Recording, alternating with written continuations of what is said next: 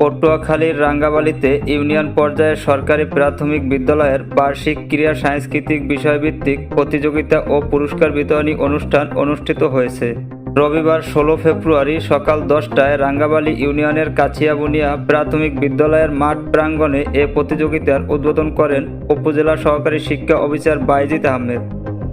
উক্ত প্রতিষ্ঠানের দাতা মোহাম্মদ মনির হোসেন এর সভাপতিত্বে অনুষ্ঠানে বিশেষ অতিথি হিসেবে উপস্থিত ছিলেন প্রাথমিক শিক্ষক সমিতির সভাপতি রাফেজা পারভিন, সাধারণ সম্পাদক শাহিন ফরাজি, উপজেলা বিএনপির সহসভাপতি আবুল বশার, ইউনিয়ন যুবদলের সভাপতি মাইকেল তালুকদার, কাছিয়াবুনিয়া মাধ্যমিক বিদ্যালয়ের সিনিয়র শিক্ষক রাশেদ মাস্টার সহ সকল প্রতিষ্ঠানের শিক্ষক শিক্ষিকাগণ।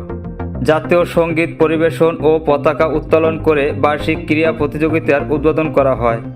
উদ্বোধন শেষে শিক্ষার্থীদের মাঝে উপস্থিত বক্তৃতা, দৌড় প্রতিযোগিতা, দীর্ঘ লাফ, বিস্কুট দৌড়, দড়ি লাফ, পাতিল ভাঙ্গা, বল নিক্ষেপ, আবৃত্তি, নৃত্য ও চমকপ্রদ ইভেন্ট, যেমন খুশি তেমন সাজো সহ বিভিন্ন ক্রীড়া প্রতিযোগিতা অনুষ্ঠিত হয়।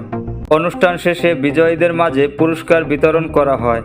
এতে রাঙ্গাবালি ইউনিয়নের মোট 18টি প্রাথমিক বিদ্যালয়ের শিক্ষার্থীরা অংশ নেন।